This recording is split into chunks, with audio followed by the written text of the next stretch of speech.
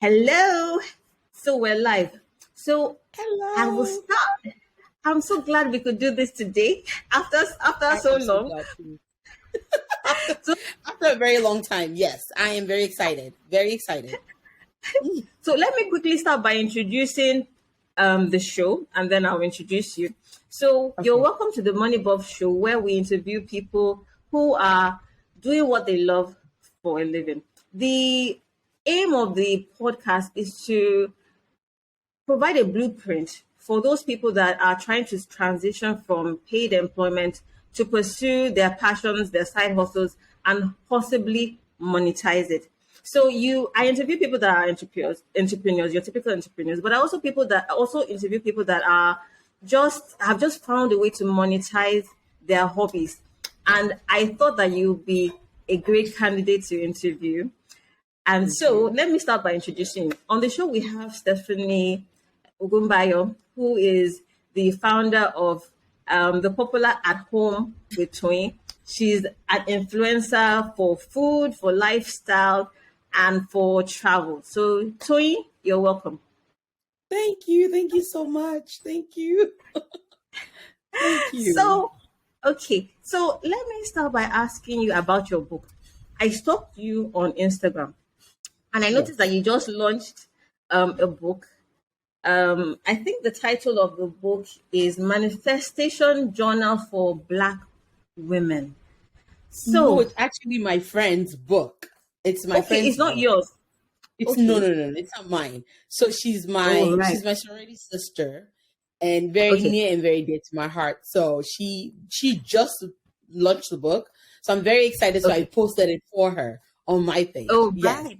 because I figure Okay. everybody Because it needs. looks okay. Well, am I the first one that thought you were the author of the book? No, you're not. You're not the only one. No, you're not the only one. No, you're not the only Okay. one. Okay. Okay. Okay. So let's stick with your Mhm.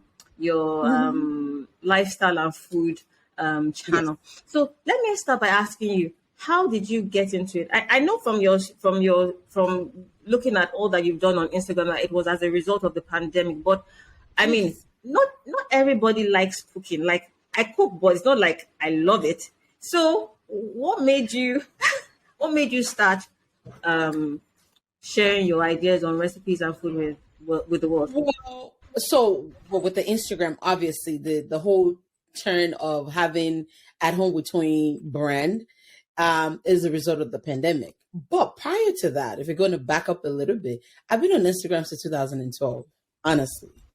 But at the time, I was consuming content, and now I make content for Instagram.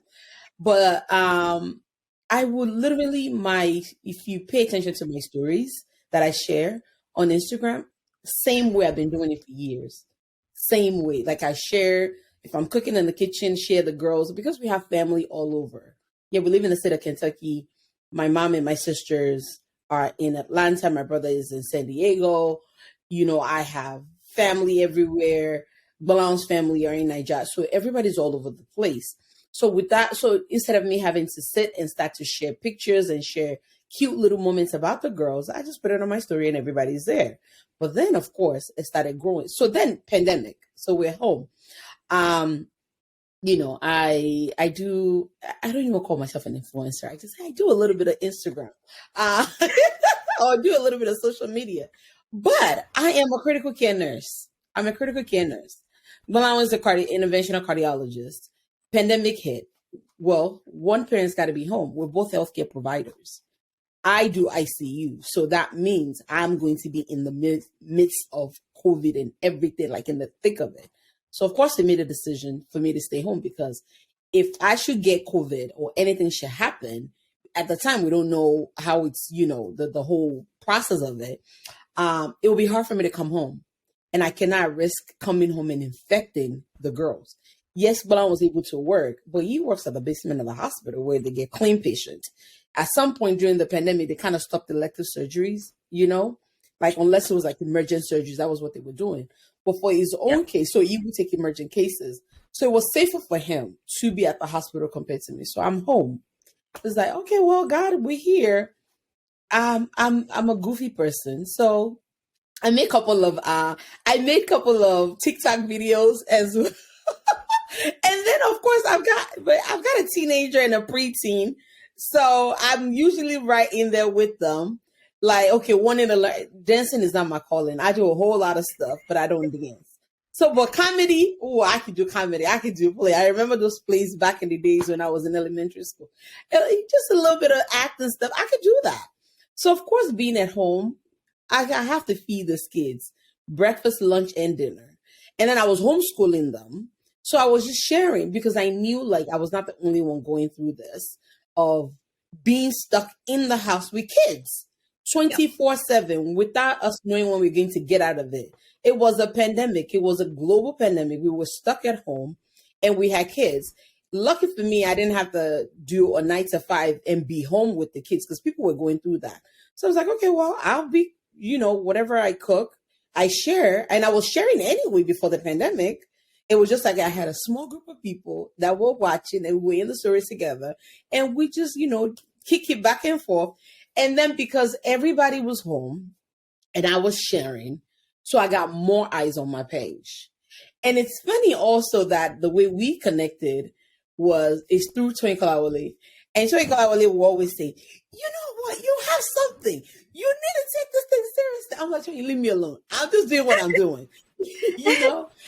And every now and then it's just like, listen, you and Gabby, the two of you together, like Gabby is special. You don't leave Gabby alone. Gabby is a handful. But she honestly would not leave me alone.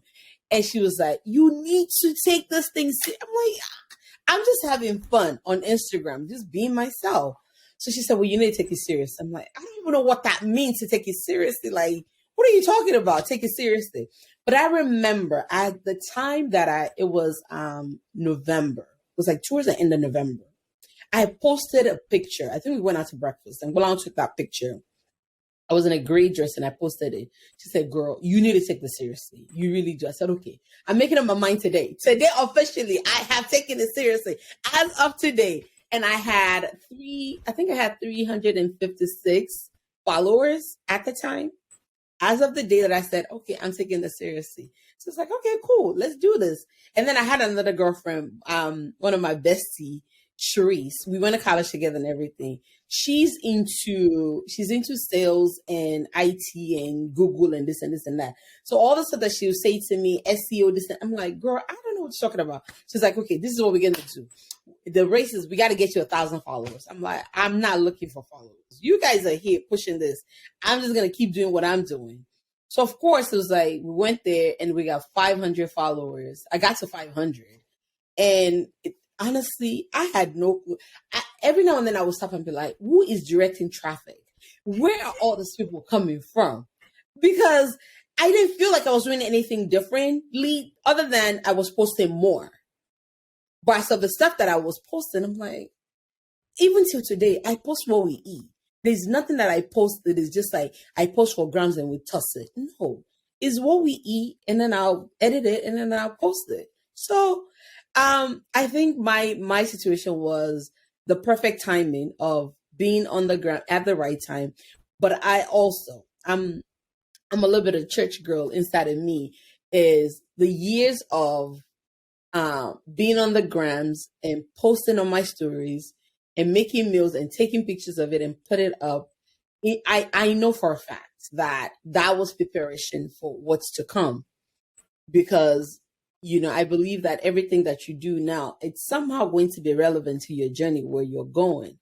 So whatever it is that you find your hands doing, you do it well, because at some point it's going to come together. It's going to, like now he's like, okay, well, let's do this. All right, I didn't hire a makeup artist. I just simply put my face together, my stuff. But once upon a time, I walked at the mall at Clinique counter. Because I worked at it. I worked at him, not as a makeup artist, but at a Clinique counter selling makeup and selling all of that. So everything comes in handy. comes together, comes in handy at some point. So yeah, it was just like I've been on the grams forever, and a couple of people harassed me about taking it seriously. I made up my mind and said, okay, I'll take it seriously, whatever that means. All right, well, let's start. And once I made up my mind and said, okay, I'm going to take it seriously, I'll do. And Toyin Kalawale was my first brand deal. Iya Foods was my first brand deal. She believed in whatever it is that she saw so much. She said, your first brand deal. I'm giving you a brand deal. The very first time I said, okay, Toyin Kalawale. Yes, all right, I'll do it. Why not? Yeah, she was my first brand deal.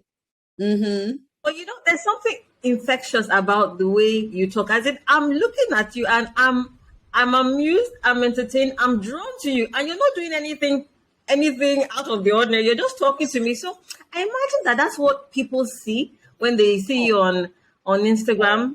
They feel that they know you because you're so friendly. So I think that might be it. Maybe. Thank you. I think it's the grace of God. I can't. My daughter's name is Grace. So and I tell people that honestly, that is not by accident. That is very intentional, because I love the word grace. I feel like I understand a little bit of grace. I know how important grace is, and I pray to God that people don't take grace for granted. A lot of stuff in life, I'm telling you, it's just pure. Some things is grace, Yes, hard work is very, very important. We have to work hard. You can't lay in your bed and be praying for grace. But the people that work harder than I do, my situation is just grace. Honestly, it's grace. It's the grace of God. Like, how do you just scroll in at whatever hour during the pandemic, and then everything just jams together? Come on now, it's grace. It's God. It is God. And I'm a nurse. I didn't set out to be an influencer. No. Mm-mm. This ring light was bought during the pandemic, and we couldn't even find one on time. I was just like, okay. And I still record with my phone. I mean, I do have let me testify to the goodness of the Lord, because in case Balan will watch this and be like, you record with your phone? Yes, I record with my phone, but the man bought me 2 cameras that I've not been using. But I do have camera, like good quality camera. But I love my phone, and it's easier to use. But I'm trying to be better by, just stepping up a little bit. A little bit. So let me ask you. Yes, let me ask you. Do you think that it was one particular skit that became viral that was responsible for the large growth in the community that you have, or it was just consistently posting every day? I think it was consistent. Posting consistently was there was just there wasn't a magic to it. It wasn't one thing that I posted that went crazy viral. No, it was how do I explain it? Almost like compound interest. It's kind of like let me say snowball effect. One person shared with somebody, and more eyes are seeing it. Is basically, it wasn't me. I was doing my part by showing up and posting, but people were sharing it at a crazy rate as well, because it was pandemic. 2, I was a fresh face in the food blogging scene. I didn't even realize it was like a food blogging scene thing. I just said, I knew Kiki Foods because I watched Kiki Foods forever. I knew Sisi Yemi because I watched her. What else did I watch? I think most of the 2 of them. Like, I watched. My timeline wasn't all foodie, but then so I knew they were there. But somehow, obviously, now that I started posting, I became part of that crew, not because I wanted to, not because I applied, but because I'm a Nigerian girl. That cook, and there's like a Niger food blogging scene. It was like, okay, now you're now inducted into this category. But I also think what helped me as well is the fact that I'm Nigerian, but I'm also a little bit of American. You get what I'm saying? So when Yeah. everybody's making eba and jollof rice and abala, I can make lobster with pasta. I can make, meatballs. I will make all this other stuff. Not that they don't make it, but because I make American food. So now I have my American crew wanting to learn Nigerian food that are Wow. coming to my page for the African food. And then I also have my Nigerian Americans that are here that are tired of eating eba, I'm tired of eating rice, I'm tired of eating this. And now they want to come to my page and be like, okay, I can eat lamb chops with my jollof rice. Yes, you can. Goat's meat is not the only meat that you can eat. You get what I'm saying? Oh, on the night Yeah. on school lunch on my main page, I don't share school lunch, but in my stories I do.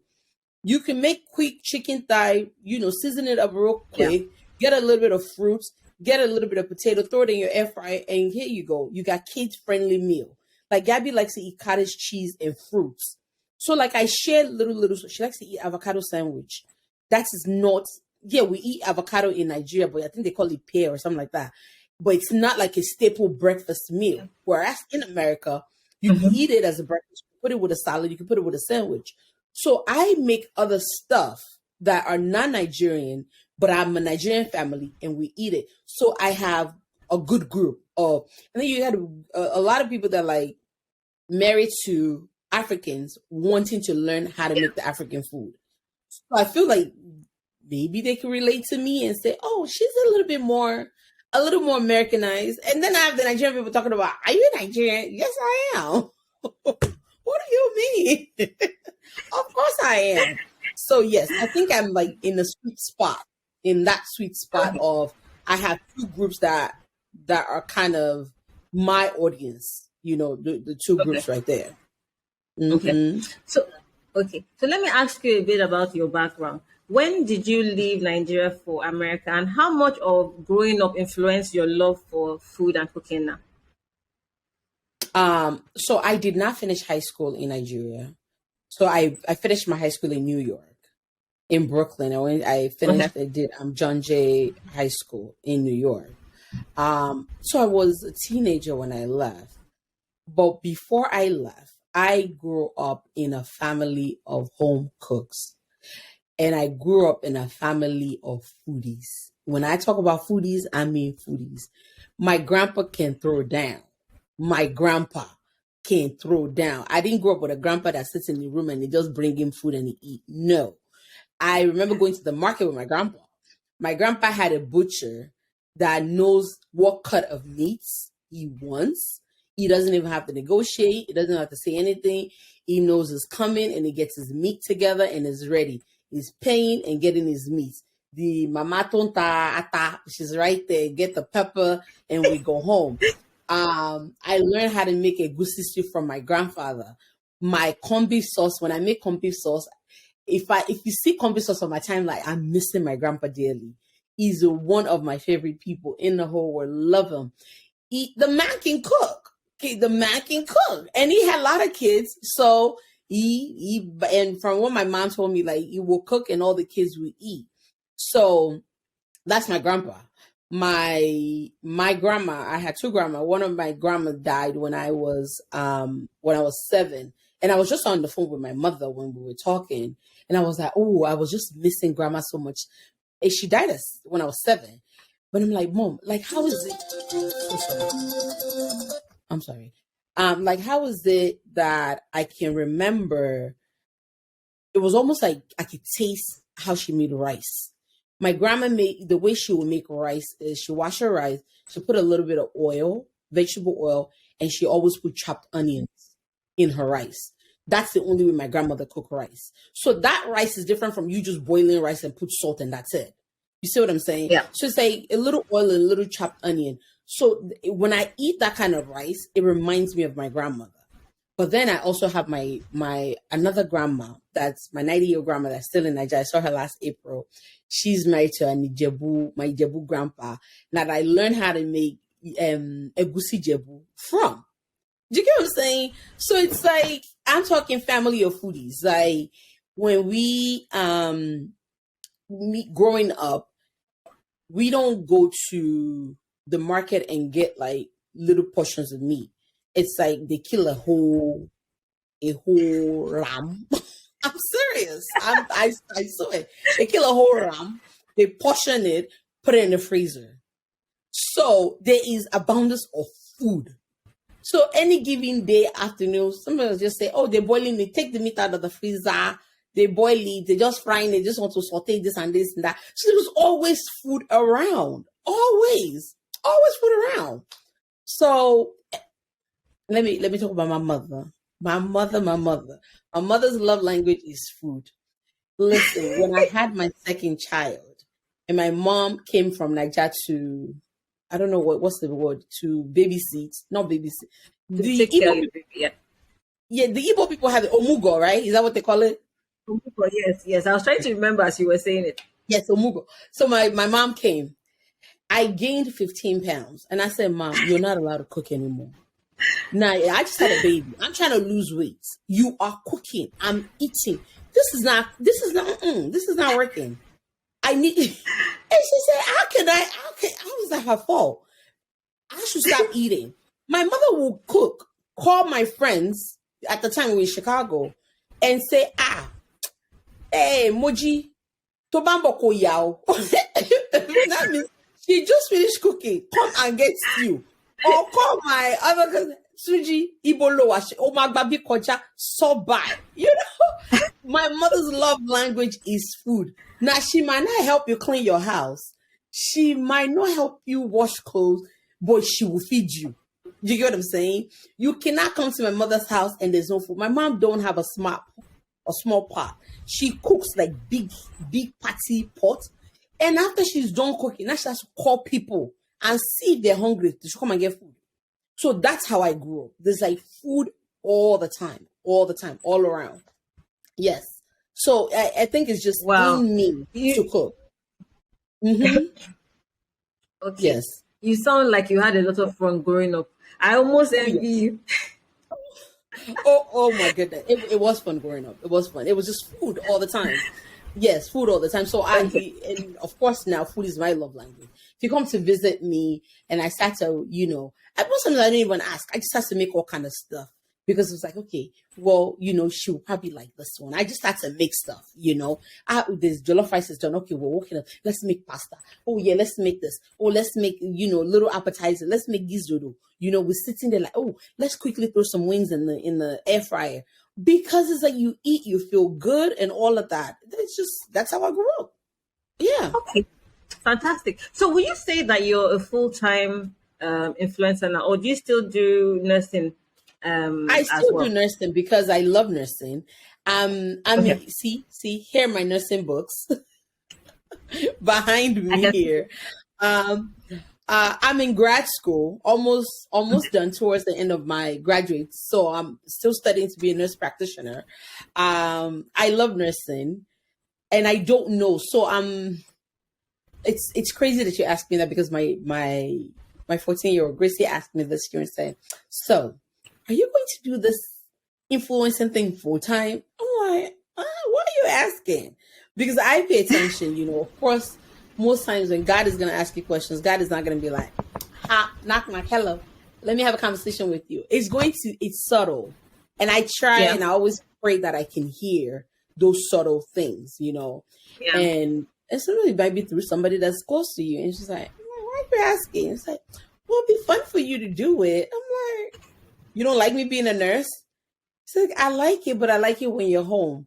I think me being home through the pandemic, and then now that I'm back at work, even though I do contracts, so my girls don't like me going to work. And I'm like, listen, you guys and all the time I tell them, like, you guys are sexist. You are sexist because your daddy get his shirt and go to work every day. You people are not bothered. But me, when I said I'm going to work, your face is upside down and you start to feel a type of way. We like you being home. I'm like, I went to school for a reason. Excuse you. but they enjoy me being home. They do. But I still love nursing. I still work right now. I would say maybe 60, 40 or 30, 70 is kind of like how it is with nursing. Of course, I'm going to finish my graduate school. So that way, we never know. In 10 years, it might be like, excuse me, auntie, go and sit down somewhere. We don't need you. We have new crew or people here now for influencing. Your time has passed. I'll be like, no problem. Thank you very much. I'll pack my bag and I say, please, I'm at the Ministry for Health, so in Lagos, please see me. Oh. I believe in making sure that you have options, and prepare for the future, not just now. So yeah. But right now, I do more influence in the nursing, but not full time. Not full time. Okay. But so now that you have such a large community, are you a little bit more deliberate about your content? As in, do you do anything differently now that you actually have a large audience, or it's still the same I still do the same. I still do the same. The only thing I've said this year, last year I didn't post as much as I did like the first year, which is very, very natural. Initially I was beating myself up about it, and then it was like, it's natural. It's something new and exciting, and you're grinding, and you're like, you're not posting and all of that. Kitchen meals, Buki. So of course I met Buki in Nigeria, and she was like, oh, when you first started, and I was watching you, and I'm like, she's posting. She's like, oh, who's going to tell her that she's going to burn out? Nobody's going to tell this girl to slow down.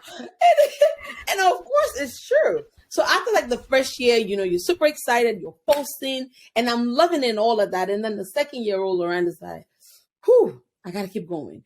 How many ways can I make jollof rice? How many ways can I post a goosey soup?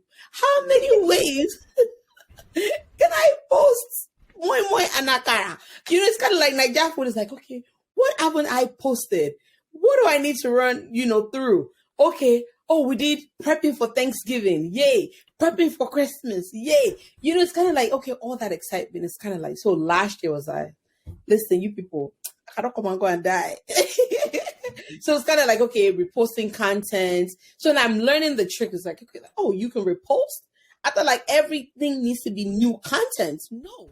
So now I'm understanding and learning the algorithms, and said, okay, well, something that you posted back in February, unfortunately, fortunately, if you repost it in July, it's like fresh content, because one, we're very forgetful. Nobody remember that you posted it in February, right? And then maybe only 10% of your audience saw it in February. So if you repost it again, it's still new and fresh content. So that was last year. So it's kind of like very tired. But this year, the only thing I'm doing differently this year is like, hey, algorithm, remember me? I'm back. I'm going to be consistent a little bit more than I was last year. So other than that, I don't have any particular strategy of changing anything, because I'm like, it works. It's not broken. I feel bad about the people that I have in my DMs and the requests that I cannot get to, and I'm a one-man band. For me, I would love more of my community, more interaction that way, not the larger number, because it's kind of like they're just there. I'm talking about people that I can't cuss here. I cuss a little bit, but I'm like, let me keep it PG. People that really like F with me. Do you get what I'm saying? That's the people that I'm talking about. Like when I post something, somebody is going to comment. People that like there, not just people like, no, because it's like, okay, you get the larger crowd. No, what can I really do? Do you get what I'm saying? What can I really do with all these people? I want to be able, the interesting thing, when I was trying to prepare for this interview, I one of the questions I wanted to ask you was, what do you want to achieve with your community? As in, I know that, I don't know, you strike me as someone deeper than just trying to monetize your followership. So I wonder what this community, I believe God gave it to you. What do you ultimately want to achieve with the number of people following you now? What I would love, and of course, my God Ephizi, like I like to call him, I get scared when I talk about plans. Oh boy, oh boy, oh boy, oh boy. I don't like to talk about plans, because I always be like, God is like, girl, tell me your plan so I can flip it upside down. So I can flip it. I'm telling you. Because people say, yeah, I'm gonna do this, and I'm gonna do this, and I'm gonna do this, and I'm gonna do this, and God is like, all right, time for your test. Let's go. I'll work on this test before you. So I'm always very careful that I'm like, all right, God, let me give you, I hear you. But what I would love for God to do through me, that's how I like to start, because the God, I know my God. I promise you, the minute I start to say this and this and that, something happen. It's kind of like I'm about to get a test, and I'm good. I don't want a test right now. I'm just really good. I love the way things are. Because may God not test us. I'm telling you. So I'm very, very careful and wary when you start to say, what I would love for God to do through me is to have a community where I would love to like do a retreat, women's retreat, get women together where we truly have a sense of community, sense of sisterhood, because I know not a lot of people have that. I'm the kind of person we've moved around quite a bit because of Balaon's residency and all of that. Where if I move to a new state, first thing I'm looking for Nigerian church. I want to know where the African grocery store is. I am not the person that moves to a place and say, I don't want to be with my Nigerian people. I love my people. I love Nigerian people. Because when you find a Redeemed Church, you find where they sell the goat's meat. You find the lady that is braiding here. You find Mama Sheni the tailor. You you find the mommy that just came from Nigeria that can babysit. That is where you get all your resources. Do you get what I'm saying? You get all your resources. So I want a sisterhood where we're just resourceful. True sisterhood where you can meet somebody and say, listen, in my timeline, just look at it, something like, we got money up in here in this timeline because you got lawyers, you got doctors, you got this, you got that. We are powerful, all of us together. But the only problem is we're all here doing shakara for each other. Nobody's talking to each other. Do you get what I'm saying? Yes or no? But let's put all of us together in a room and connect all of us, right? And when we truly put the barrier down and the mask and the makeup and put our walls down and truly see each other as sisters, we can move mountains. I would love for that to happen through me, And, I get DMs who's like, oh, I love what you do with the girls and all of that. Like, okay, I have a 14-year-old. If you have a toddler, I can maybe hold your hand through the phases that you will go through. Do you get what I'm saying? Like, okay, or connect you with someone that can help you. Like, oh, I'm trying to go to law school. I got lawyer Grace. Grace, help this person. Oh, I need this and that. Just a place where we can connect with each other and help each other and put the facade down and be like, this is a safe space where we can really truly connect with each other. That's what I would love through me, like a women's conference, just travel, retreat, learn how to help each other, show women that you can do anything. You can do anything. Like if you know how to sew and then sew your doctor, and if that's your true passion, you can do it, because I did it and this is what I'm doing and this is what God has done through me. Just that kind of environment is really, really what I want, honestly. That's really what I want for my community. It's a laudable cause. Count me in when you just started. We can do this. Yes. I believe so. I think something just struck me that I don't think that you were just trying to build a community for the sake of just the information you share on food. I think that you go a lot more deeper than that. So it's always a story. It's always a party in my stories. I promise you. It's always a story in my parties. And it's just like I share the struggles of motherhood. It's not easy. And I share with them on a good day and a bad day. Like today, now I'm about to share with them and say, listen, I got makeup on today. I've not put on makeup all week.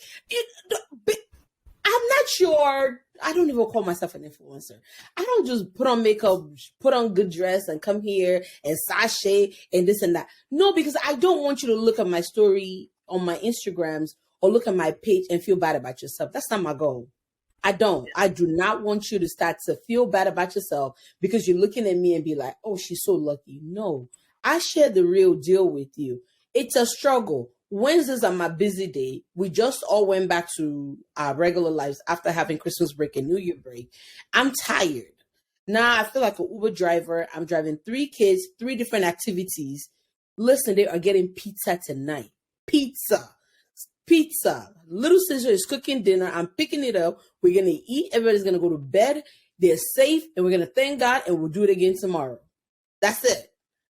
I'm not lying to anybody and be like, yes, I have this in the oven. No. That is not real life. And I tell them all the time, we do real life here. Real life. If somebody's in my stories and look at we do real life. We do real life. If Gabby's crying, like, oh, she's so cute. Not all the time. They see her on mornings when she's just miserable in the morning and crying. That's, I want people to feel good about themselves when they come on my page and be like, okay, I was braiding Michael's hair in the living room, the Naija style. I sit on the couches on the floor and I'm braiding. And somebody said to me, oh my goodness, I always feel bad when I do this because I get hair everywhere. Said, also, I'm not the only one. I said, no, we'll just vacuum when we're done. You're not the only one now. That's how Naija style. That's how we do hair. I'm not going to go sit outside because we braid in here. We live here. We do real life here. So, okay. Yeah. Interesting. That's good stuff. I know some people will be dying for me to ask you, so I must ask you this question. So, how did you get on Netflix's the Bake Off challenge? Oh my God! I hope you believe me when I tell you that it is nothing but grace, and I'm not saying grace as a small girl big God. No, I'm not saying that. I'm saying it is grace in the true sense of it is grace. I did not apply. Yeah. I'm on Instagram, minding my business as usual. And someone sent me a DM and said, oh, I would like to talk to you about a cooking show, a potential cooking. They didn't tell me it was going to be on Netflix. A potential cooking competition that you might be interested in. Do you have a minute for me to talk to you?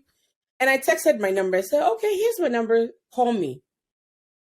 And then she's calling from California, obviously. And I'm here. It's like 3 hours later, 3 hours time difference. And then we got on the phone and we started chit-chatting. She said, do you know how many people I've reached out to that did not give me their phone number, that did not take me seriously? What made you said yes to me? And I go, well, you sounded legit and said you wanted to talk about cooking show. All I can do is listen. I can discern if it's not. And if it is not, I'll say, thank you for your time. I'm not interested at this time. And then we get off and I get on with it. And we just chit-chatted. I promise you, chit-chatted. And seriously, she reached out. She basically told me Netflix, it wasn't Netflix directly. Netflix hired a casting company. So there's a casting company. So it was a casting company. It wasn't even the producer. One of the person that will recruit you reached out. That's their job. I get the scout, reached out. I chit-chat with her. Then she passed me on to someone else and then passed me on to someone else. But the initial conversation was just, it started from my DM. Listen, when I got there and I saw people there like competing with, who said, oh yeah, audition. I said, people audition? Like where? I have no clue. I don't want to be famous. I don't. I like the comfort of my home with my family in my little town, just living life, JJ. I promise you to God. And I hope you truly see the content. You really see my heart. Don't want to be. I don't want to be. And I'm like, people audition? Like, y'all want to be famous? Y'all are crazy. You guys want to be famous for what? Because the other side to this thing, where would I pack all my kids and pack my family and go and say, okay, let's go. We're going to where? We have real lives. You get what I'm saying? So I had no clue. I had no clue that people audition. It was just my DM. Someone should reach out my DM. I give them my phone number. We chit-chatted. And then it went on from there. And it literally like took several months of keep going and keep going and keep going. And every now and then I'll be like, are you sure these people are not 419? I'm like, whatever, man. Whatever, man. And, we just like a couple of, today we're going to have a Zoom call. Okay, tomorrow we'll do this and this and that. We're trying to get the days together. And it took a while. And then they said, okay, well, we've gotten to the point. Well, we're going to fly you out to New Mexico. And then it was like, all right, 10 days. We did it, shot the show, and they assigned me a godsend producer that was a big cheerleader. She was so excited for me, more than I am for myself. She could not understand for the life of her why I don't want to be famous. She was upset with me. I'm like, listen, I've won this round. Can I go home? Allow me go home to my family. I'm done. I'm good. It was just God. Honestly, I didn't apply. I didn't know where to apply. Someone reached out, and that's how Netflix started. Wow. You've had an amazing journey that is still continuing. Yes, ma'am. Oh, yes, that's interesting. I did not reach out. Okay, so my last question, and this is what I always say to everybody I interview, because there are many people that want to reach out to you, want to ask you questions, want to learn from you, but can't, So I usually use this forum to share information, create a community where women and men can learn from people that are doing stuff like you and other professions or other kinds of passions or hobbies. So my question to you is, do you have anybody that would be willing to share their story just as you have? And if yes, kindly let me know their details after the show, so that I can continue to share inspiring stories like yours on my platform.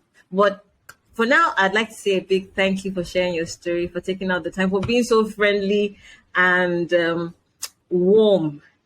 I want to say thank you. Thank you so much. Thank you. Thank you so much for counting me worthy to come to your platform. I honestly really, really appreciate it. Thank you for being diligent as well, because it was not easy to coordinate and get our time together to be able to do this, but you would you were diligent and persistent, and you were patient. Let me say you were patient, because I don't know if I can be patient. But like, girl, forget about you. And I hope that you're not offended in any way. It was just like the timing and making sure that I, check my DM and follow up and all. Like, I want to say yes to more things like this, but it's just the time. It's just the time. And thank you for having a platform like this, and and highlighting wonderful. I'm sure you're not only doing Nigerians. I'm sure you're doing anybody. But listen, at least for us, I watch couple and I send like Nigerian folk. At least highlighting the good Nigerians and things that we do. I really, really, really appreciate you. Keep doing what you're doing. It is very informative. And it will live long on your platform, and people getting to watch what you do. And I wish you nothing but success, and can't wait to be like, I remember when she started her show, and now she's a big timer, Okay, thank you so much again. Enjoy the rest of your day. Take care. Thank you so much. Thank you. Bye. Bye.